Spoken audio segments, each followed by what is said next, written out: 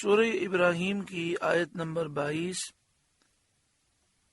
سورہ ابراہیم کا 4واں رکوع اور 13ویں پارے کا 16واں رکوع۔ اللہ رب العالمین نے ارشاد فرمایا، وَقَالَ الشَّيْطَانُ لَمَّا قُضِيَ الْأَمْرُ، اور شیطان کہے گا جب فیصلہ ہو چکے گا اور حساب سے فراغت ہو جائے گی، جنتی جنت کا اور جہنمی جہنم کا حکم پا کر جنت اور جہنم میں داخل ہو جائیں گے، اور جہنمی شیطان پر ملامت کریں گے اور اس کو برا کہیں گے کہ بد نصیب تو نے ہمیں گمراہ کر کے اس مصیبت میں گرفتار کیا۔ وقال الشیطان لما قضی الامر، اور شیطان کہے گا جب فیصلہ ہو چکے گا، جنتی جنت میں پہنچ چکے اور جہنمی جہنم میں پہنچ جائیں گے تو وہ شیطان کو برا کہیں گے۔ تو اس کے جواب میں شیطان یہ کہے گا، ان اللہ وعدکم وعد الحق، بے شک اللہ نے تم کو سچا وعدہ دیا تھا۔ اللہ تعالیٰ نے یہ فرمایا کہ مرنے کے بعد پھر اٹھنا ہے، آخرت میں نیکیوں اور برائیوں کا بدلہ ملے گا۔ اللہ کا وعدہ سچا تھا، سچا ہوا۔ وَوَعَدتُّكُمْ فَأَخْلَفْتُكُمْ، اور میں نے جو تم کو وعدہ دیا تھا وہ میں نے تم سے جھوٹا کیا۔ میں نے تم سے یہ کہا تھا کہ مرنے کے بعد اٹھنا نہیں ہے، نہ نیکیوں پر ثواب ملنا ہے، نہ برائیوں پر عذاب ملنا ہے، نہ جنت ہے نہ جہنم ہے۔ میں نے یہ کہا تھا تو میں نے تم سے جھوٹا وعدہ کیا تھا۔ وَمَا كَانَ لِيَ عَلَيْكُمْ مِنْ سُلْطَانٍ إِلَّا أَنْ دَعَوْتُكُمْ، اور میرا تم پر کچھ قابو نہ تھا مگر یہی کہ میں نے تم کو بلایا، تمہیں دعوت دی، فَاسْتَجَبْتُمْ لِي، تم نے میری مان لی۔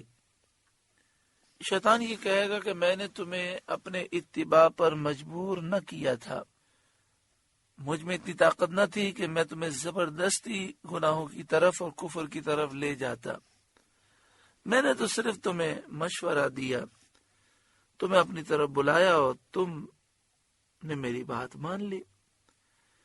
دوسری بات، شیطان یہ کہے گا کہ میں نے جو تمہیں باتیں کہیں اور جو تم سے وعدے کیے کہ مرنے کے بعد اٹھنا نہیں ہے، قیامت قائم نہیں ہوگی، نہ جنت ہے نہ جہنم ہے، تو ان باتوں پر میں نے تمہارے سامنے کوئی حجت، کوئی برہان، کوئی دلیل پیش نہیں کی تھی، تو تم نے بغیر دلیل کے، بغیر حجت و برہان کے میری باتیں مان لی اور میرے بہکاوے میں آ گئے۔ حالانکہ اللہ تعالیٰ نے تم سے فرمایا تھا شیطان کے بہکائے میں نہ آنا۔ اللہ تعالیٰ کے رسول اللہ کی طرف سے دلائل لے کر تمہارے پاس آئے، انہوں نے حجتیں پیش کی، برہانیں قائم کی، دلائل دیے، تو تم پر خود لازم تھا کہ تم رسولوں کی پیروی کرتے اور ان کے روشن دلائل اور معجزات ظاہرہ سے باہرہ سے منہ نہ پھیرتے اور میری بات نہ مانتے اور میری طرف تم توجہ نہ کرتے، مگر تم نے ایسا نہ کیا۔ محترم پیارے بھائیوں، اللہ رب العالمین محشر کی شرمندگی سے محفوظ فرمائے۔ شیطان جب یہ کہے گا تو لوگوں کو بہت شرمندگی ہوگی، اور بات بھی دیکھیں بالکل حقیقت ہے کہ شیطان ہمیں نماز سے یا ایمان سے روکنے کا صرف وسوسہ دیتا ہے، مشورہ دیتا ہے۔ اگر ہم نماز کے لیے جانا چاہیں تو نہ وہ ہمارے پاؤں پکڑ سکتا ہے، نہ ہمیں وہ روک سکتا ہے، صرف وہ وسوسہ دیتا ہے، یہ کام کر لیں، وہ کام کر لیں۔ افسوس ہم اس کی بات مان لیتے ہیں اور گناہوں بھری زندگی گزارتے ہیں۔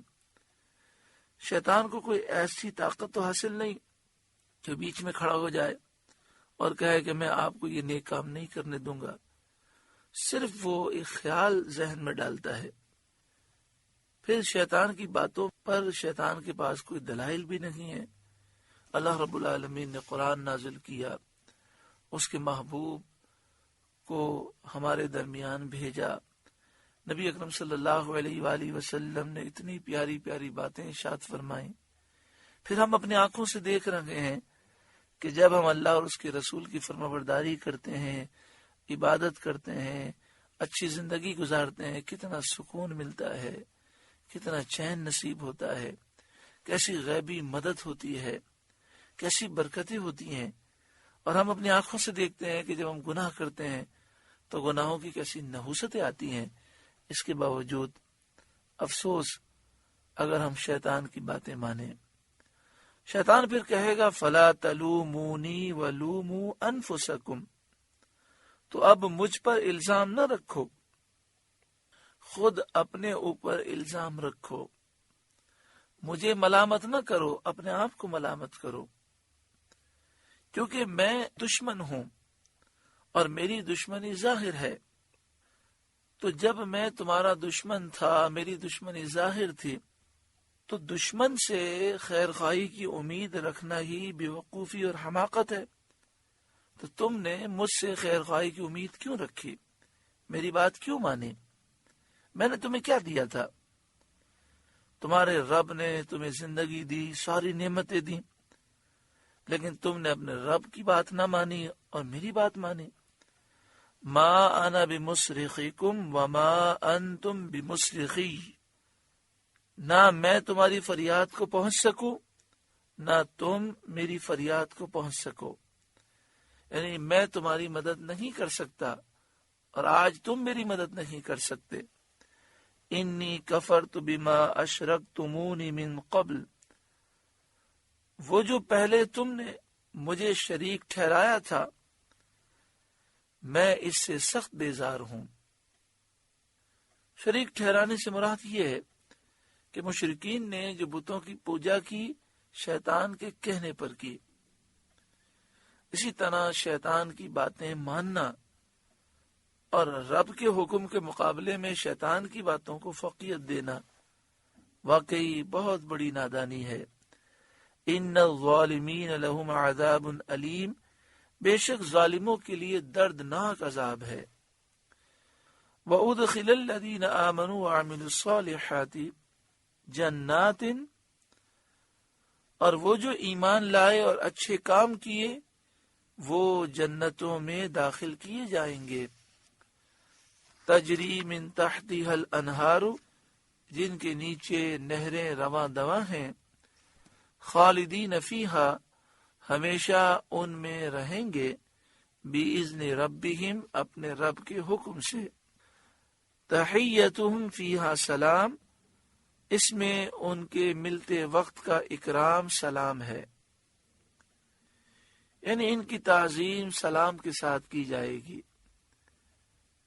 ان کو عزت بخشی جائے گی۔ اللہ تعالی کی طرف سے سلام انہیں ملے گا، فرشتوں کی طرف سے، اور آپس میں ایک دوسرے کی طرف سے ان کے لیے سلام ہے۔ أَلَمْ تَرَ كَيْفَ ضَرَبَ اللَّهُ مَثَلًا كَلِمَةً طَيِّبَةً، کیا تم نے نہ دیکھا اللہ نے کیسی مثال بیان فرمائی پاکیزہ بات کی، یعنی کلمہ توحید کی۔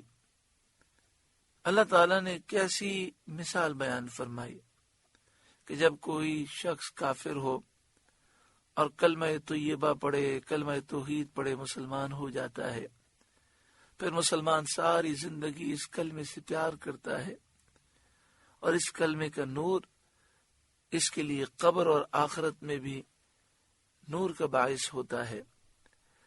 تو فرمایا اللہ تعالیٰ نے اس پاکیزہ بات کی، اس پاکیزہ کلمے کی کیسی مثال بیان فرمائی۔ کَشَجَرَةٍ طَیِّبَةٍ، جیسے پاکیزہ درخت، اصلها ثابت، جس کی جڑ قائم ہے، وَفَرْعُهَا فِي السَّمَاءِ، اور شاخیں آسمان میں ہیں۔ کلمہ ایمان کی مثال ایک ایسے درخت سے بیان کی گئی کہ جس کی جڑیں زمین میں بہت مضبوط ہوں اور قائم ہوں، دور دور تک پھیلی ہوئی ہوں، اور تنا انتہائی طویل ہو، اور اس کی شاخیں آسمان میں پھیلی ہوئی ہوں۔ تو یہ ایسا درخت ہے جو ہر وقت پھل دے گا، ہر وقت سرسب و شاداب رہے گا۔ اسے پانی نہ بھی دیا جائے تو اس کی جڑیں دور دور تک پھیلی ہوئی ہیں، وہ خود ہی پانی حاصل کر لیتی ہیں۔ ایسے ہی کلمہ ایمان ہے کہ اس کی جڑ مومن کے دل کی زمین میں ثابت اور مضبوط ہوتی ہے، اور اس کی شاخیں یعنی نیک اعمال آسمان میں پہنچتے ہیں، اور اس کے ثمرات برکت اور ثواب ہر وقت حاصل ہوتے ہیں۔ یعنی یہ ایمان کا کلمہ مومن کے دل میں ثابت اور مضبوط ہے، اس کی برکت سے مومن کے نیک اعمال آسمانوں میں پہنچتے ہیں، اور ان نیک اعمال کی برکتیں اور ثواب مومن دنیا اور آخرت میں حاصل کرتا ہے۔ حدیث شریف میں ہے، سید عالم صلی اللہ تعالی علیہ وآلہ وسلم نے صحابہ کرام سے فرمایا، وہ درخت بتاؤ جو مومن کے مثل ہے، اس کے پتے نہیں گرتے اور وہ ہر وقت پھل دیتا ہے۔ یعنی جس طرح مومن کے اعمال ضائع نہیں ہوتے اور اس کی برکتیں ہر وقت حاصل رہتی ہیں۔ صحابہ کرام نے بہت سوچا، ایسا کون سا درخت ہے جس کے پتے نہ گرتے ہوں اور جس کا پھل ہر وقت موجود رہتا ہو؟ چنانچہ جنگل کے درختوں کے نام لیے۔ جب ایسا کوئی درخت خیال میں نہ آیا تو حضور صلی اللہ علیہ وآلہ وسلم سے پوچھا۔ آپ صلی اللہ علیہ وآلہ وسلم نے فرمایا، وہ کھجور کا درخت ہے۔ حضرت عبداللہ بن عمر رضی اللہ تعالی عنہما نے اپنے والد ماجد حضرت عمر رضی اللہ تعالی عنہ سے عرض کیا کہ جب حضور صلی اللہ تعالی علیہ وآلہ وسلم نے دریافت فرمایا تھا تو میرے دل میں آیا تھا کہ یہ کھجور کا درخت ہے، لیکن بڑے بڑے صحابہ تشریف فرما تھے، میں چھوٹا تھا، اس لیے میں ادباً خاموش رہا۔ حضرت عمر رضی اللہ تعالی عنہ نے فرمایا کہ اگر تم بتا دیتے تو مجھے بہت خوشی ہوتی۔ تؤتی اکلھا کل حین باذن ربھا، ہر وقت اپنا پھل دیتا ہے اپنے رب کے حکم سے۔ وَيَضْرِبُ اللَّهُ الْأَمْثَالَ لِلنَّاسِ لَعَلَّهُمْ يَتَذَكَّرُونَ، اور اللہ لوگوں کے لیے مثالیں بیان فرماتا ہے کہ کہیں وہ سمجھیں اور ایمان لائیں، کیونکہ مثالوں سے معنی اچھی طرح دل میں جاگزین ہو جاتا ہے۔ وَمَثَلُ كَلِمَةٍ خَبِيثَةٍ، اور گندی بات کی مثال۔ گندی بات سے کیا مراد ہے؟ یعنی وہ گفتگو جو کفریہ ہے، کلمہ کفر، وہ جملے جو مومن کو بھی کافر بنا دیتے ہیں، وہ جملے جو کافر بکتے ہیں۔ وَمَثَلُ كَلِمَةٍ خَبِيثَةٍ، اور گندی بات کی مثال، كَشَجَرَةٍ خَبِيثَةٍ اجْتُثَّتْ مِنْ فَوْقِ الْأَرْضِ، جیسے ایک گندا درخت، ایک گندا پیڑ کہ زمین کے اوپر سے کاٹ دیا گیا، ما لہا من قرار، اب اسے کوئی قیام نہیں۔ مثلا اندرائین کا پودا جس کا مزہ کڑوا ہوتا ہے اور بو بڑی ناگوار ہوتی ہے، اسی طرح مثلا لہسن کہ وہ انتہائی بدبودار ہوتا ہے۔ تو ایک ایسا درخت کہ جس کی شاخیں آسمانوں میں بلند نہیں ہے، جس کا تنا طویل نہیں ہے، اور نیچے جڑیں زمین میں ثابت نہیں ہے، اسے ایک ہلکی سی ہوا کا جھونکا گرا دیتا ہے، اگر اسے اوپر سے کاٹ دیا جائے تو پھر وہ ختم ہو جاتا ہے، لیکن جس پودے کی جڑیں زمین میں ہوتی ہیں، آپ نے دیکھا ہوگا پودے کو اوپر سے کاٹ دیں تو پھر دوبارہ وہاں سے پودے کی کومپل پھر اگ جاتی ہے۔ یہاں پہ فرمایا ما لہا من قرار، اب اسے کوئی قیام نہیں، کوئی قرار نہیں، کیونکہ جڑ اس کی زمین میں ثابت اور مستحکم نہیں، شاخیں اس کی بلند نہیں ہوتی۔ یہی حال کفری باتوں کا ہے کہ اس کی کوئی اصل ثابت نہیں اور کوئی حجت اور برہان نہیں رکھتا جس سے استحکام ہو، نہ اس میں کوئی خیر و برکت کہ وہ بلندی قبول پر پہنچ سکے۔ یثبت اللہ الذین آمنوا بالقول الثابت فی الحیات الدنیا وفی الآخرہ، اللہ ثابت رکھتا ہے ایمان والوں کو حق بات پر دنیا کی زندگی میں اور آخرت میں، یعنی اللہ تعالی ایمان والوں کو کلمہ ایمان پر ثابت رکھتا ہے دنیا کی زندگی میں، کہ وہ ابتلا اور مصیبت کے وقتوں میں بھی صبر کرتے ہیں اور ایمان پر قائم رہتے ہیں، حق کی راہ میں وہ ثابت قدم رہتے ہیں، حق کی راہ سے اور دین اسلام سے نہیں ہٹتے، یہاں تک کہ ان کی زندگی کا خاتمہ ایمان پر ہوتا ہے۔ اور یہاں فرمایا اللہ تعالیٰ آخرت میں بھی ایمان والوں کو حق بات پر ثابت رکھتا ہے، یعنی قبر میں، آخرت میں ثابت رکھتا ہے، اس سے مراد قبر میں ثابت رکھتا ہے۔ آخرت کے منازل میں سے پہلی منزل قبر کی منزل ہے، جب منکر نکیر آ کر ان سے پوچھتے ہیں تمہارا رب کون ہے، مر ربو کا، تمہارا دین کیا ہے، ما دینو کا، اور سید عالم صلی اللہ علیہ وآلہ وسلم کی طرف اشارہ کر کے پوچھتے ہیں کہ ان کی نسبت تو کیا کہتا تھا، ما کنت تقول فی حق هذا الرجل، تو مومن اس منزل میں اللہ کے فضل سے ثابت رہتا ہے اور کہہ دیتا ہے میرا رب اللہ ہے، ربی اللہ، میرا دین اسلام ہے، دینی الاسلام، یہ میرے نبی ہیں محمد مصطفیٰ صلی اللہ علیہ وسلم، اللہ کے بندے، اس کے رسول، ھذا نبی محمد صلی اللہ علیہ وسلم عبدہ و رسولہ۔ پھر اس کی قبر وسیع کر دی جاتی ہے اور اس میں جنت کی ہوائیں اور خوشبوئیں آتی ہیں، اور وہ قبر روشن منور کر دی جاتی ہے، اور آسمان سے ندا ہوتی ہے کہ میرے بندے نے سچ کہا۔ وَيُضِلُّ اللَّهُ الظَّالِمِينَ، اور اللہ ظالموں کو گمراہ کرتا ہے۔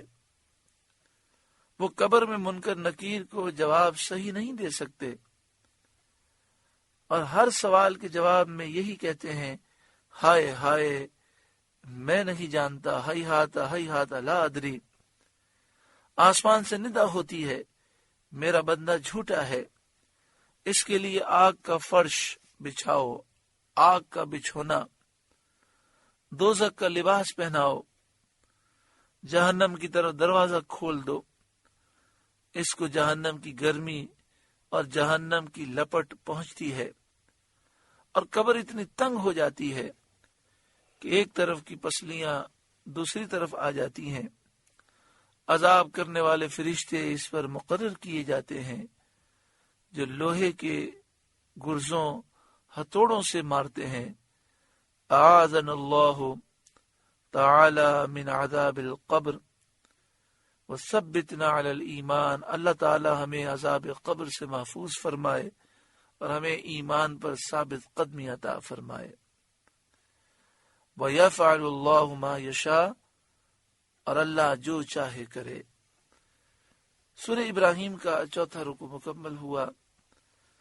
اس رکوع میں قبر کا ذکر کیا گیا، دعا فرمائے اللہ تعالیٰ ہمیں مرنے سے پہلے مرنے کی تیاری کی توفیق عطا فرمائے۔ جب ہم اس دنیا سے جائیں تو ایمان کو سلامت لے کر جائیں، خیر و عافیت کے ساتھ ہم جئیں، خیر و عافیت سے اس دنیا سے جائیں۔